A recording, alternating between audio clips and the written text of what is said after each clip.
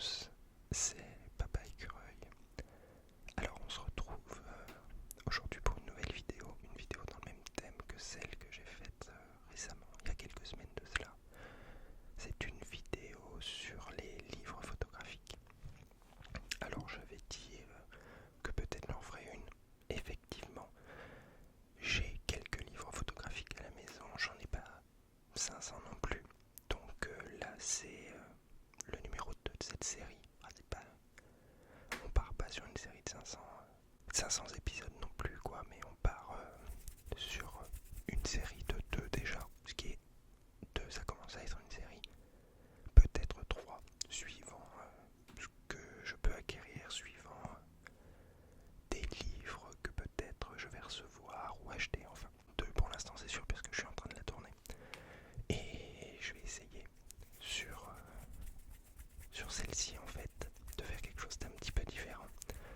Je me suis dit que ce serait pas mal, plutôt que de vous montrer comme ça les livres, ce qui n'est pas super pratique, ni pour vous ni pour moi, vous voyez pas les images de la meilleure qualité possible.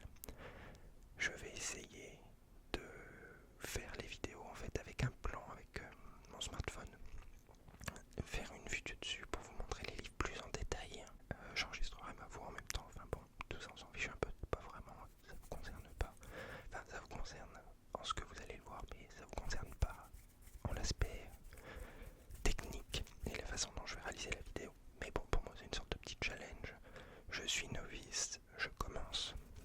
Donc, aujourd'hui l'idée c'est de vous présenter et des zines photographiques et des livres. Les zines photographiques, en fait, ce sont des objets auto-édités, des petits projets. Si par exemple des séries photographiques sont pas totalement terminées, ou si elles sont terminées et que l'auteur souhaite en faire un petit ouvrage à faible tirage et à distribuer à des connaissances, ou sans que ce soit à des connaissances, à le distribuer sur internet par exemple, et sans que ce soit formalisé sous la forme d'un livre, on peut faire des zines. Ça se fait dans d'autres domaines artistiques. Un zine photographique, c'est tout simplement un petit livre, sans la forme grandiloquente que peut avoir un livre, avec la belle reliure, le papier extrêmement beau et une impression folle. Le zine, c'est un petit produit qui va se vendre une dizaine d'euros et qui permet de diffuser son travail de la même manière que le font les réseaux sociaux, mais sur un support physique et un support palpable en fait, que les gens peuvent regarder en dehors des écrans. C'est quand même autre chose de regarder des photos en dehors des écrans que sur les écrans. Et donc je vais vous présenter 2 zines dans un premier temps. Il y en a un dernier, c'est une surprise. Attention à la surprise. Vous attendez pas à grand chose, mais c'est une surprise. Et ensuite je vais vous présenter 4 livres. Sur ces 4 livres, et ces 2 zines d'ailleurs, ce ne sont pas que, mais majoritairement des auteurs français. Encore une fois, globalement, le thème va être les États-Unis parce que les États-Unis, du moins l'Amérique du Nord, fascinent. Donc il y a une majorité d'auteurs français et ensuite en dernier un auteur américain qui est Stephen Shore, qui est un photographe extrêmement réputé. Comme je vous disais, je vais vous présenter les livres à côté de moi, vous parler rapidement du propos et ensuite faire une vidéo à côté avec les images. Donc je commence avec Sign, qui est un petit zine de Thomas Savary, qui est un photographe français et qui est sur les États-Unis. Voilà quelle forme ça a. Et celui-ci est numéroté 42 sur 50. J'ai le 42, voilà. J'ai cet honneur d'avoir le 42. Donc je vous laisse sur la vidéo avec les images en meilleure qualité.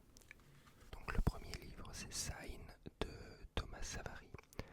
C'est un zine en noir et blanc qui, j'imagine, a été fait à l'argentique. Il y a un parti pris relativement saturé, enfin pas saturé, un parti pris relativement contrasté dans les images. Et là en fait il y a un horodatage. Ça ressemble beaucoup, je trouve, au point and shoot des petits appareils où il n'y a aucun réglage à effectuer. Donc voilà, c'est un zine qui est sur les États-Unis. Et j'aime beaucoup en fait l'esthétisme. Il y a un côté brut dans l'image. On voit qu'il y a une recherche du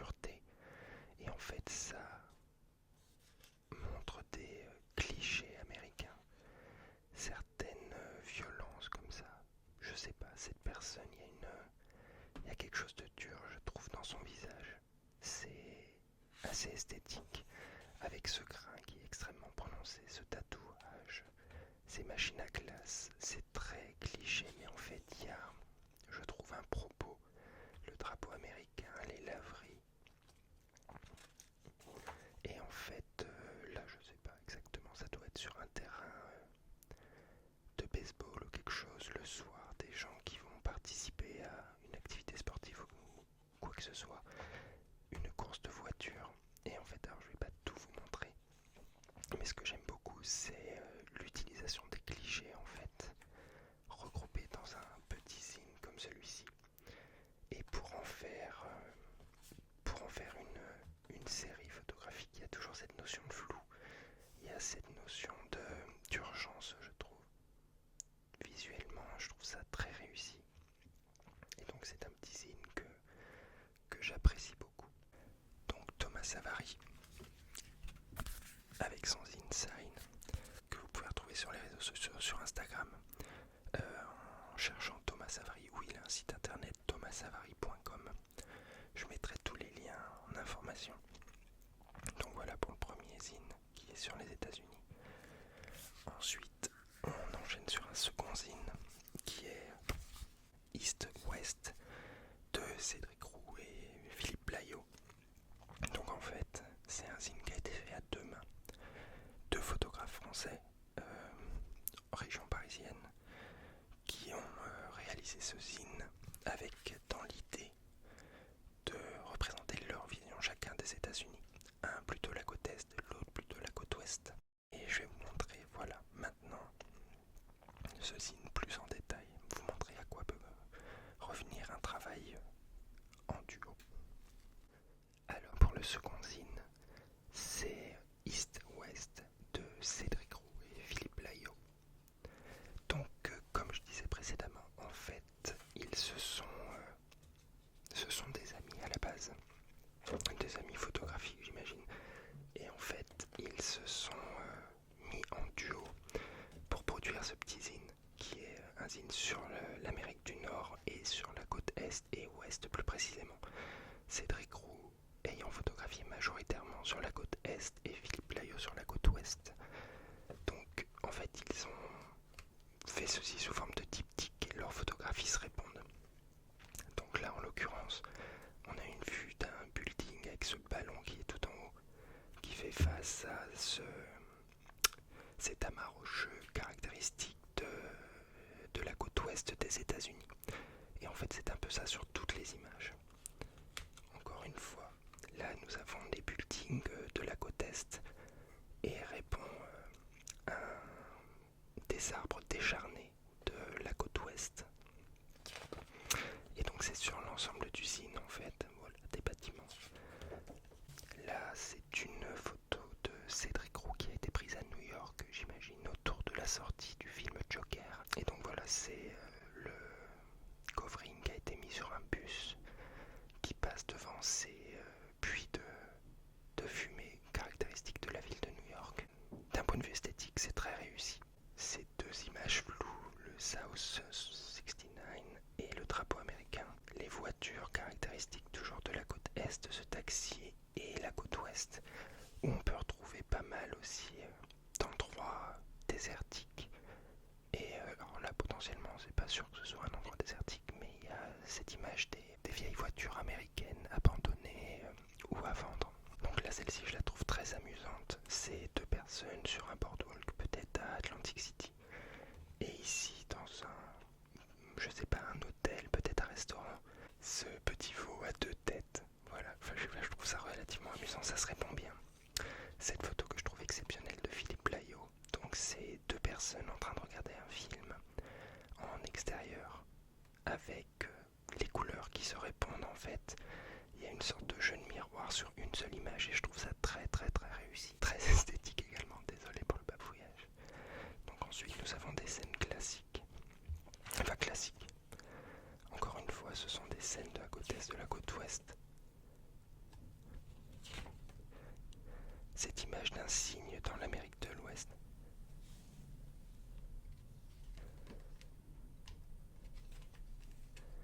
Et celle-ci, je vais terminer là-dessus. Sur cette association, ce Jesus Saves, qui est directement peint sur le trottoir, et en face, cette personne en train de faire de l'exercice, qui est comme une croix également.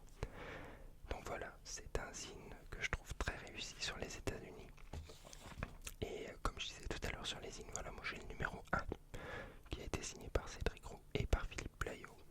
C'est sur 200 exemplaires. Donc voilà, j'ai le numéro 1 sur 200 exemplaires. Je trouve ça sympa. Donc ce zine East-West de Cédric Roux et Philippe Plaillot. Pareil, vous pouvez retrouver sur Instagram Cédric Roux et Philippe Plaillot. Ils ont également des sites internet. Je crois qu'il leur reste des exemplaires de ce zine. C'est une dizaine d'euros. Enfin bon, c'est un très bon zine de bonne qualité. Ensuite, on passe à un auteur qu'on a déjà vu auparavant, qui est Cédric Roux, qui est un photographe que j'affectionne particulièrement. C'est une connaissance, j'oserais dire peut-être un ami. C'est une personne avec qui je communique régulièrement et qui vient de sortir en fait son premier livre, qui est un livre photographique sur New York. Donc Cédric Roux fait de la street photographie. C'est de la photo de rue, il photographie la ville, les gens, tout ce qui compose en fait la vie en ville, des situations plutôt cocasses, des situations, des compositions esthétiques. Et donc son premier livre, Cédric Roux, My Wonderland. Voilà, c'est donc son paradis photographique, c'est New York. Et donc ce livre qui est magnifique, vous le verrez dans l'instant, est composé d'une soixantaine d'images, enfin 60 même images. Et c'est extrêmement réussi, extrêmement bien composé, magnifiquement réalisé. Les images sont sublimes. Donc là, il s'agit du premier livre de Cédric Roux, qui est My Wonderland, donc qui est son paradis photographique New York. Et donc je vais vous montrer ça. Il y a des images que je trouve extrêmement fortes, juste cette image sur la couverture pour avoir une composition aussi intéressante, pour avoir cette personne au premier plan, ce jeu de lumière, d'ombre avec l'ombre du photographe qui est ici, cette personne qui est en prospectus et qui est également ici là au fond, cette personne qui marche derrière. Je trouve ça magistral. Donc on va regarder un petit peu à l'intérieur ce que ça dit. Voilà cette première image qui ouvre le livre, qui est une vue de New York. Et il y a tout ce jeu, encore une fois, d'ombre et de lumière. On voit tout ce qui se reflète directement dans les vitres, qui vient s'étaler au sol, ces noirs profondes sur la droite. Cette personne qui marche seule dans une sorte de solitude, son ombre qui s'étend devant elle. Et autant d'un point de vue esthétique que d'un point de vue de la composition, c'est magnifique. Il y a quelque chose de très beau en fait, on a envie de s'y retrouver, on a envie de s'y plonger. Et c'est aussi ça la photographie, c'est donner envie aux gens.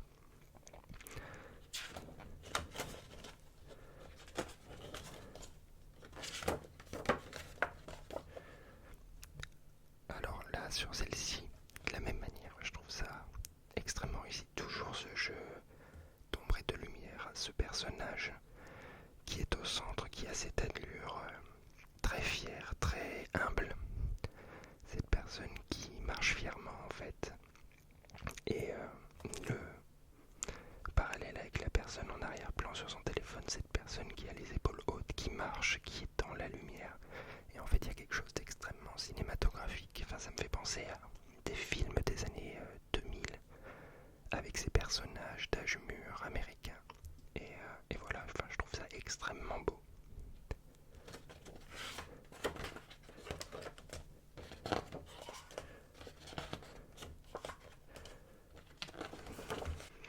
Alors voici sur ces deux images, encore une fois comme tout à l'heure dans le zine avec Philippe Plaillot, là nous avons le parallèle, la croix. Donc voici une croix et la deuxième croix évidemment entre cette personne qui travaille, un travailleur qui emmène du marbre dans un hôtel, et ce preachers américain qui prêche la bonne parole directement dans la rue pour convertir potentiellement des gens. La photographie de rue, c'est aussi ça, c'est des parallèles entre des images, des accointances qu'on ne verrait pas au premier regard, et en fait réussir à mettre des images ensemble, les faire discuter, les faire communiquer. Encore une fois, cette double page splendide, ce canard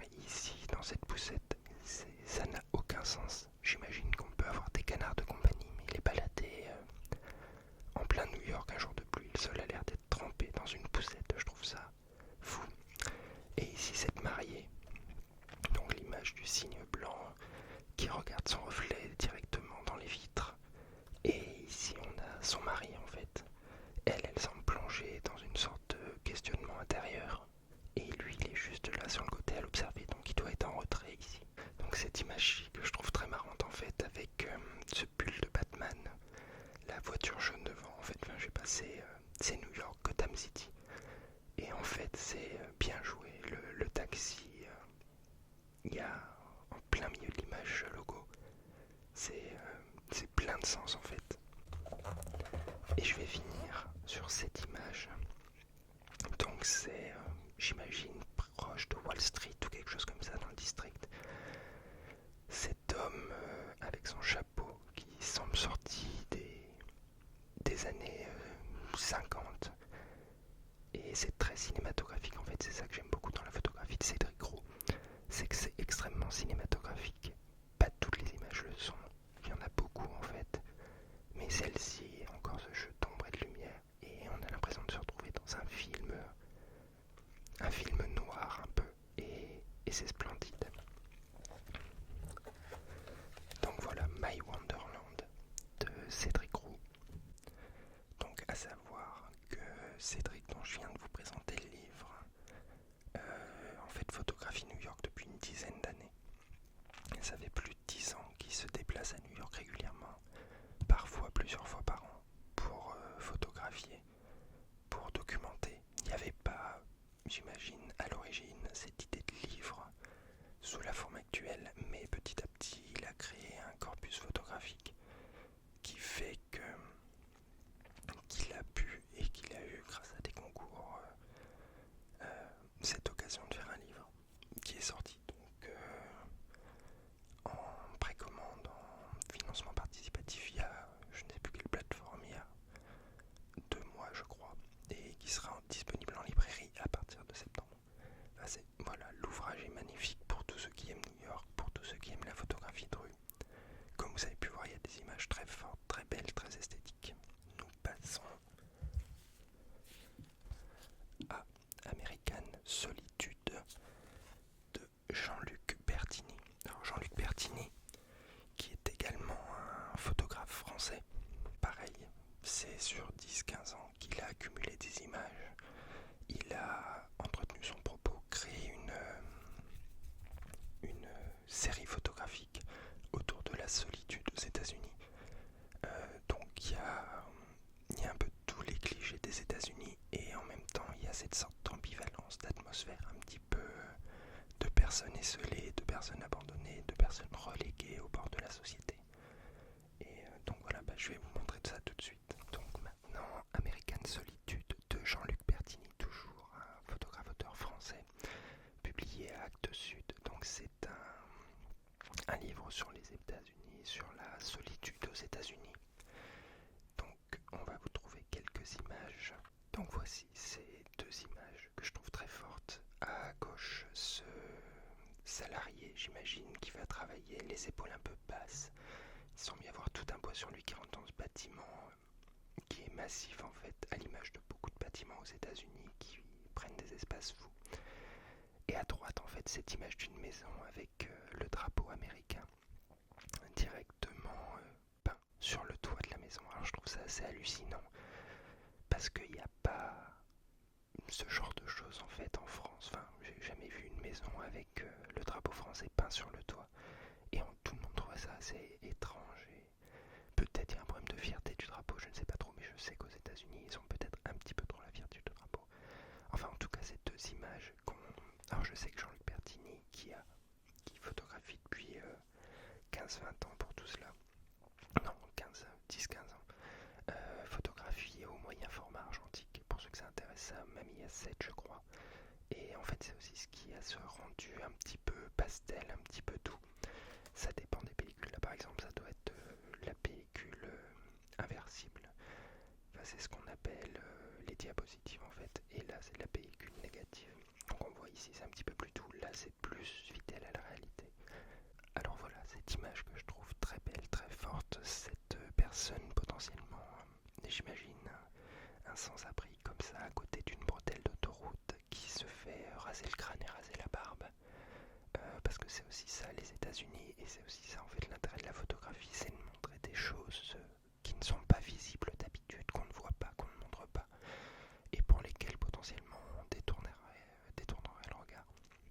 Donc voilà, je la trouve très belle. Il y a une dignité dans la personne. Elle est, je sais pas, elle est pleine de tendresse malgré tout. Alors là, il y a cette image que je trouve tout à fait à propos quand on en vient à parler de solitude, cette personne seule au comptoir, devant ce qu'on pourrait considérer comme un cliché des États-Unis, les bouteilles de ketchup, les bouteilles de mayonnaise, le tabasco, et cette personne en surpoids qui est seule face à un miroir. Et face à un miroir, non pas face à un miroir du tout, qui est seule en fait, qui attend son plat. Et je sais pas, c'est aussi un peu une critique de l'homme moderne, je pense. Et d'un point de vue esthétique, je trouve ça parfait. Et là, nous avons ces deux travailleurs, peut-être dans un fast-food, peut-être ailleurs, je ne sais pas, ça ressemble un petit peu à des tenues de cuisiniers qui sont chacun sur leur banc, enfin sur le même banc, à l'opposé l'un de l'autre, en train de se reposer après un service, peut-être éreintant ou peut-être en attente d'aller travailler.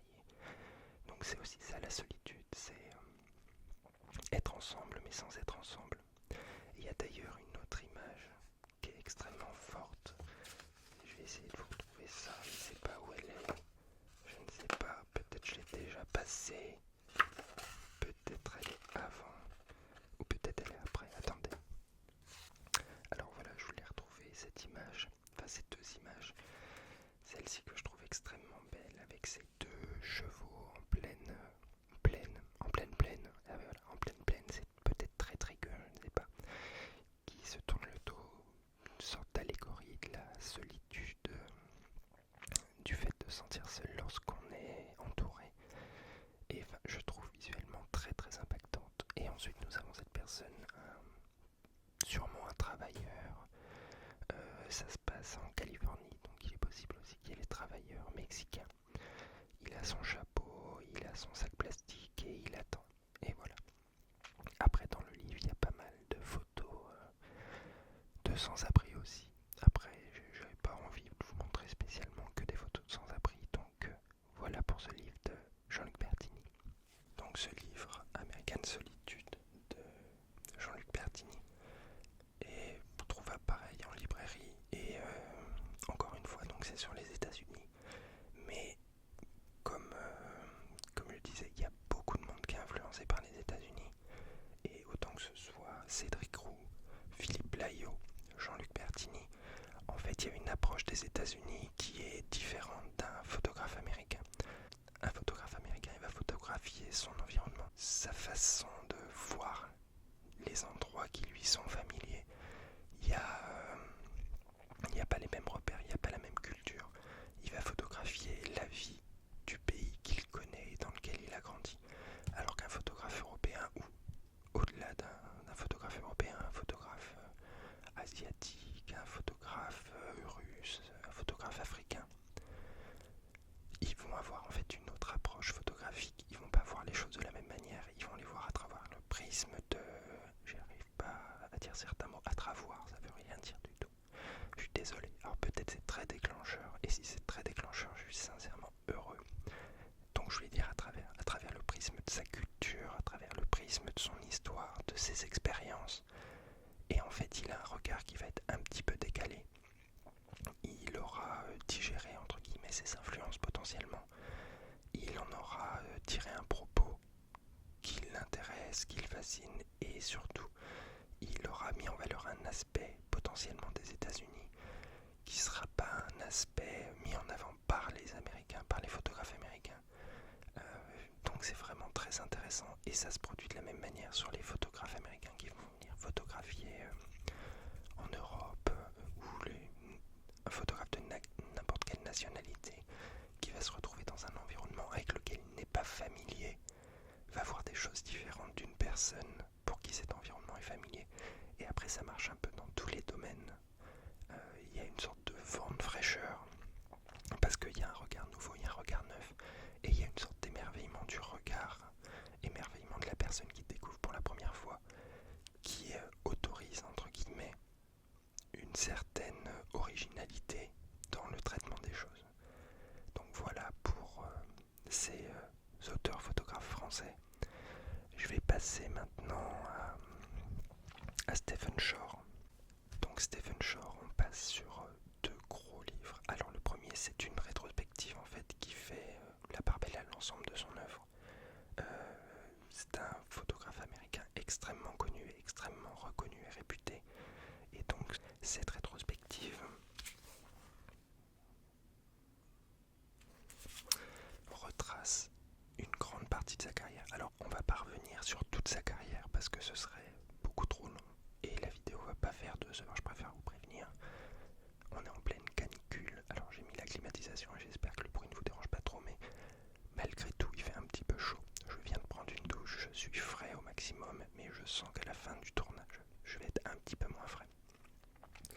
Donc Stephen Shore qui est un photographe très reconnu, qui a commencé relativement jeune en fait. Il commençait à développer ses photographies, à faire des photographies vers une dizaine d'années, un peu avant, je crois même 7 ou 8 ans.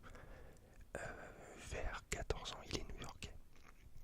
Vers 14 ans, il s'est retrouvé à aller régulièrement à la factory d'Andy Warhol, donc qui était le QG d'Andy Warhol, là où passaient beaucoup de stars, là où tout se créait à New York à ce moment-là.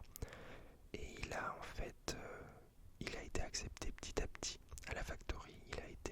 Andy Warhol a été pris d'affection pour lui. Et en fait, il a documenté la factory à cette période-là, cette période d'effervescence artistique. Donc il y a beaucoup de photos qui sont ses premiers travaux entre guillemets, des photos en noir et blanc sur la factory. Ensuite, il a fait son premier livre, son premier gros livre qui est American Surfaces. Et donc je vous montrerai les photos ensuite. Et un autre de ses livres qui est relativement connu, c'est Uncommon Place, qui est entre guillemets la continuité d'American Surfaces. Et je vous montrerai également Uncommon Place ensuite. Donc voici la couverture. Donc voici Uncommon Place. Alors pareil, c'est un gros pavé. Donc ce livre est costaud. Et je vais vous montrer tout de suite ce qu'on y trouve, ce qu'il y a à l'intérieur. Et ce qui a entre guillemets célébré Stephen Shore en tant qu'artiste photographe. Donc maintenant nous passons à la rétrospective de Stephen Shore. Donc cette photo qui est un régal, c'est son épouse Ginger Shore. Oh voilà, c'est pas sûr que ce soit un truc super important, mais la photo est vraiment splendide. Donc comme je vous disais, vers 14 ans, il a commencé à faire des photographies à la factory d'Andy Warhol. Donc il allait régulièrement, enfin quasi tous les jours, et il prenait en photo les gens qui passaient, les gens qui restaient, les artistes en résidence, et Andy Warhol en fait. Donc je vais vous montrer quelques images de cela. Alors voilà, là on a une image d'Andy Warhol à la factory. Je sais qu'il y a eu un livre qui a été édité de Stephen Shore justement sur ces photos faites à la factory, des photos qui datent alors de 1960. Donc Stephen Shore devait avoir, oui, 14-15 ans je crois. Il est né juste après-guerre, donc en 45 ou 46. Là il est en photo ici en 66 où il avait une vingtaine d'années. Et donc en fait il avait pas mal de photos à la factory. Ça se retrouve dans un autre livre, il n'y en a pas énormément dans celui-ci. Dans celui-ci on va trouver plutôt son travail personnel. Alors tout le travail qu'il a fait au début de sa carrière, voilà, à 64, donc il avait 18 ans, beaucoup de noir et blanc, très contrasté, donc un travail de photo de rue entre guillemets.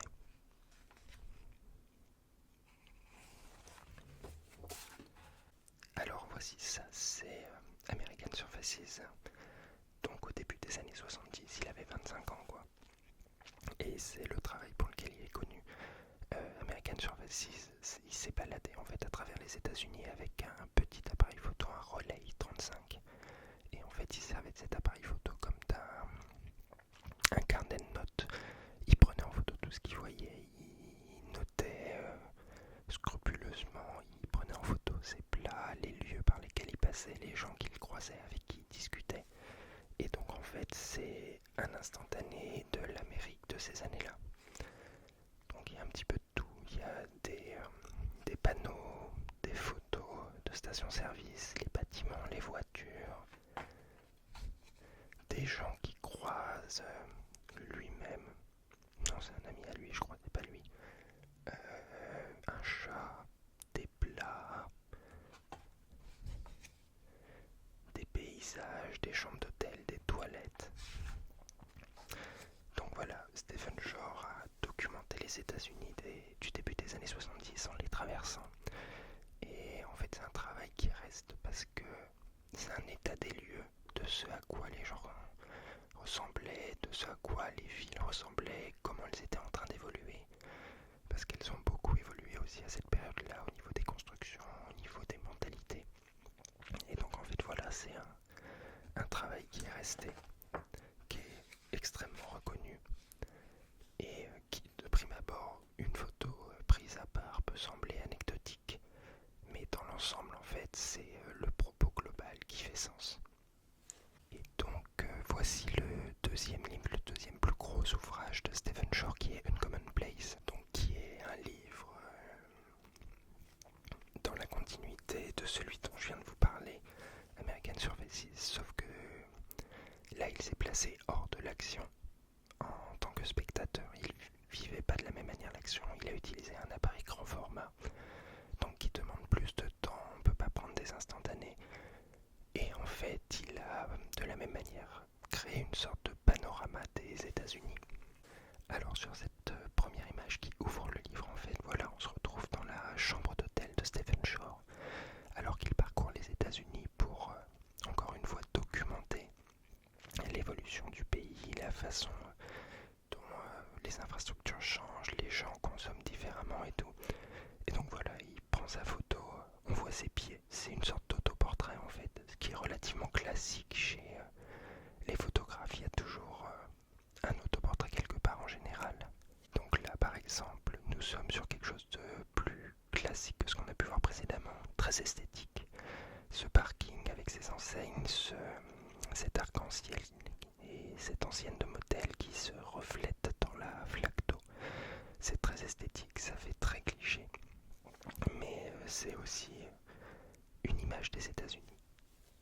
Alors cette image est une image que je trouve exceptionnelle. En fait, c'est un panneau présentant un paysage et ce panneau est devant un paysage. Alors pas le même potentiellement, mais il y a quelque chose de très absurde là-dedans. Il y a, on vous présente un paysage en vous cachant un autre paysage, en vous obstruant la vue. Et parfois, l'absurde suffit à faire une bonne photo. Alors au-delà de ça, elle est visuellement quand même très réussie. Techniquement, ça demande beaucoup de technique pour avoir une photo qui soit aussi parfaite. Mais elle est belle, je l'apprécie pour ça. Alors également celle-ci, je trouve ça très beau. Cette vitrine en fait d'ampoule. Voilà, enfin il n'y a pas beaucoup plus que ça. Il y a ces ampoules qui sont ici et ici nous avons les reflets des ampoules dans la vitre. C'est beau, c'est esthétique, ça ponctue en fait l'histoire, ça ponctue la balade. Et parfois c'est aussi ça, la littérature, que ce soit littérature générale ou photographique, c'est aussi le fait de raconter une histoire, de ponctuer, de nuancer, de mettre des silences. Et donc voilà, celle-ci est pour ça je trouve parfaite. Alors voilà cette image qui est un parking dans la brume avec quelques voitures dessus. C'est aussi le symbole du consumérisme malgré tout, de très grands espaces, surtout dans un pays, les États-Unis, où beaucoup de choses se font en voiture, où pas grand chose est prévu pour être fait à pied. Et en fait, voilà, c'est une société différente qui existe, où la voiture est reine du transport. Et voici donc une dernière image que je trouve très belle. Et je sais pas, elle est poétique en fait. C'est ce puzzle qui est en train d'être fait. Et juste ça, il n'y a pas grand chose en soi. Mais c'est beau, je trouve. Il y a une image qui va être créée. C'est un peu une allégorie de la photographie en fait. On est en train de penser l'image, on la construit. Et il y aura un résultat final qui aura un rendu qu'on ne choisit pas en l'occurrence, qui nous est imposé. Mais je trouve ça très beau. Voilà donc pour le livre Uncommon Places de Stephen Shore. Donc voilà, j'espère que ça vous a plu. Et maintenant, donc le petit bonus. Un petit bonus, attention. Donc j'ai moi-même, il y a à peu près un an en fait, sorti un zine photographique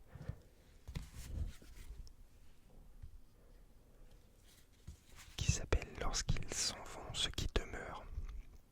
Et j'ai été aidé dans cette entreprise par Cédric Roux, dont je vous ai présenté justement un zine ainsi que le livre. Donc je vais vous montrer ça en image et vous expliquer en fait ce qu'il y a tout autour, pourquoi je l'ai fait, quelle est l'idée, quel est le propos, parce que je trouve que c'est plus facile de parler des œuvres qu'on a produites soi-même. On sait ce qu'on a mis dedans, on sait pourquoi on l'a fait et on sait le sens qu'on voulait y donner. Donc pour vous expliquer un peu comment fonctionne un livre photo. Et voilà. Alors en fait ce zine, je l'ai fait, la série photographique a été faite sur l'absence, sur le manque, sur la désertion en fait, sur ce qui se passe lorsque les gens ne sont plus là, lorsque les gens nous manquent, lorsqu'il n'y a plus personne et que les choses continuent d'exister. Mais est-ce qu'elles continuent d'exister lorsqu'on ne les voit pas, lorsque personne pose le regard dessus? Et donc tout ça, malgré tout, ça traite un petit peu de l'abandon, de potentiellement la mort également. On y met un peu ce qu'on veut. Et donc je vais vous faire défiler les images. Donc la première image, c'est une nuit dans la brume. Je trouvais qu'il y avait un très bel éclairage. Ensuite, on passe sur ce secours routier de jour et de nuit, avec toujours la brume à droite, ces paysages montagneux. Et ça, en fait, c'est quelque chose qui a été abandonné. On voit sur le numéro de téléphone qu'il n'y a pas le 04 93 quelque chose, il y a juste les 6 derniers chiffres. C'est assez amusant, je trouve. Voilà encore une fois des choses qui ont été abandonnées, qui sont laissées et dont plus personne ne s'occupe. Alors il y avait ce petit landau avec un flamant rose à l'intérieur, j'ai pas très bien compris. J'ai trouvé ça assez dérangeant en fait. Et également encore une sorte de décharge à ciel ouvert où les choses s'entassent sans que personne regarde, ça rouille, les années passent et il se passe rien en fait, rien ne bouge. Également il y avait cette baignoire avec une feuille dedans. C'était l'hiver en fait et il y avait cette feuille qui était morte avec, ici on voit pas trop mais c'est plein de glace. Et c'était en pleine nature également, une baignoire abandonnée. Il y a des gens sûrement qui se sont dit que c'était une bonne idée de laisser ça là. Là c'est une petite cabane en plein milieu de nulle part à la montagne en Isère. Et la peinture défraîchie. C'est très beau en fait, je trouve ça très beau avec cette chaise qui est cassée. Et on sent que personne n'y vient, il n'y a plus rien à l'intérieur, tout est cassé. Mais ça tient malgré tout. On attend peut-être du retour de quelqu'un, on ne sait pas. Donc ce coucher de soleil au bord d'une piscine, le ciel rougeoyant, assez inquiétant. Et je trouvais ça très esthétique pour ponctuer en fait le propos.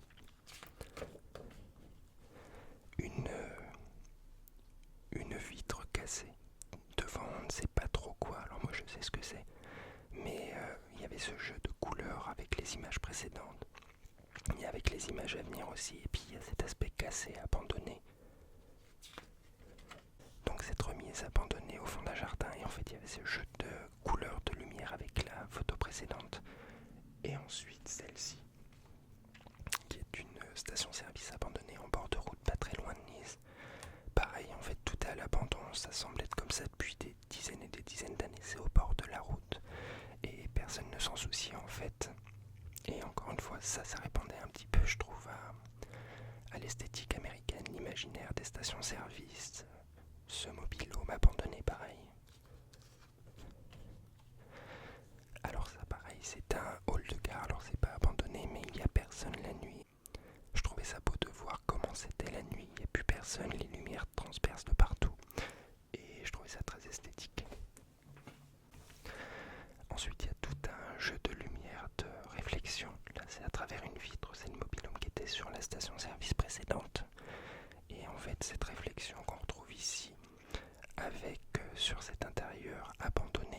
sans aucune occupation du moins, se découpe derrière le paysage par réflexion sur les vitres. Et ici c'est une porte d'un ancien garage. Et en fait je trouvais ça beau car c'est resté dans son jus. Enfin ça doit être abandonné pareil depuis 10-15 ans, personne n'y a touché, le bâtiment est toujours en place. Il n'y a pas grand chose à l'intérieur. Et en fait ça tient debout, ça existe toujours, personne ne s'en occupe.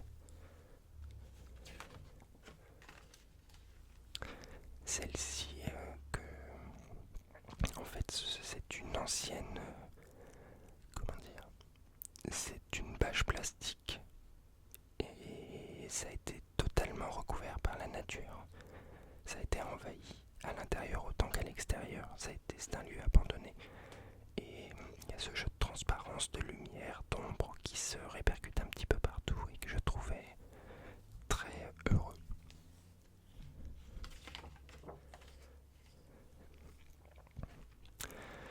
La photo de droite, c'est le fait que ce soit une consigne contradictoire. On nous dit d'aller à droite, mais le pont tourne à gauche. Et ensuite, pareil, la continuité de la route ici, avec ce bâtiment pareil, abandonné, défraîchi.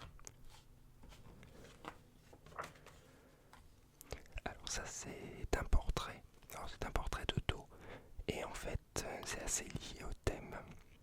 Et cette personne que j'ai rencontrée au hasard de mes balades a dans le dos en fait un tatouage qui représente des histoires bouddhistes. Et en fait il a rencontré son épouse lors d'un voyage au Népal je crois. Ils se sont mariés et en fait ils ont pu ensemble, mais ils s'étaient fait tatouer dans le dos toutes ces représentations du bouddhisme et voilà, c'est ce qui reste lorsqu'ils s'en vont.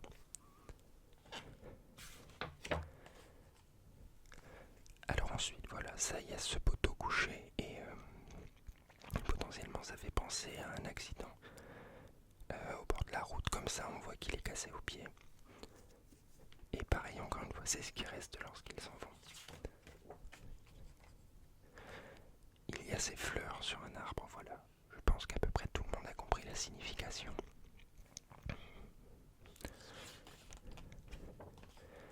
Et cette dernière image qui est en fait à papier peint qui a été usée par une tête de lit. Et c'était, il y avait justement ces fleurs comme sur l'image précédente et ce rouge, le rouge du sang par rapport au poteau. Et donc voilà, ça allait très bien dans le thème. Donc voici pour ces quelques images. Donc j'espère que ça vous a plu. Voilà, tous ces livres, vous pouvez les retrouver sur internet. Les zines, ça va peut-être être plus compliqué en général, ils sont limités. Mais j'espère que ça vous a intéressé, que vous avez vu de belles choses, que vous avez aimé la façon dont j'ai cette fois-ci procédé pour la présentation des livres. Et puis je vous dis à bientôt. On se retrouvera sûrement très vite pour une lecture chuchotée. Je suis en train de voir pour faire une lecture chuchotée sur plusieurs auteurs, soit Flaubert ou potentiellement James Joyce ou Dostoïevski. Donc je verrai ce que je fais en premier et puis vous retrouverez ça sur la chaîne. Voilà, je vous embrasse. Passez une bonne fin de journée et une bonne nuit parce que les vidéos sortent le soir évidemment.